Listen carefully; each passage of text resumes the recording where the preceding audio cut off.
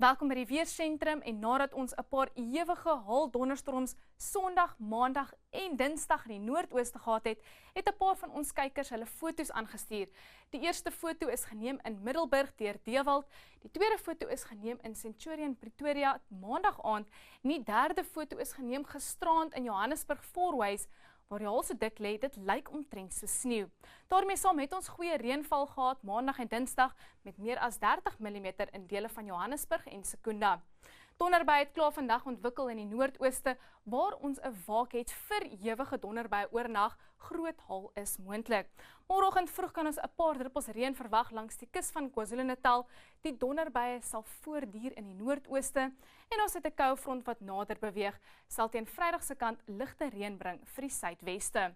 Reënvalkaart is 'n 60% kans van donderstorms oor Noordwes, die Hoëveld en die oostelike dele van die Vrystaat en daarmee saam wys ons 24 uur reënvalkaart dat ons verwag weer eens goeie reën vanaand en môre en dit is in dieselfde area waar ons ook 'n waak het vir ewige donderbuie, groot haal en stormsterk wind is moontlik.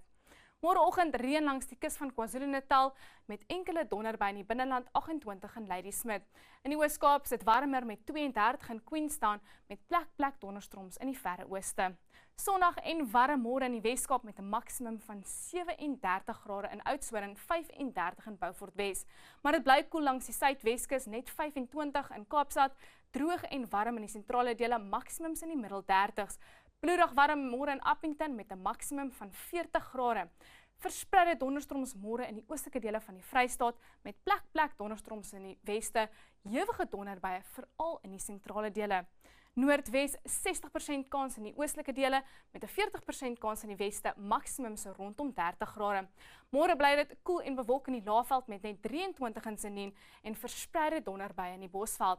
Mpumalanga 'n koel dag in die Laagveld, net 25 in Bombela met 'n 40% kans in die Hoëveld. Ewige donderbuie moontlik vanaand en môre in Gauteng, 'n 60% kans van donderstorms, 27 in Pretoria.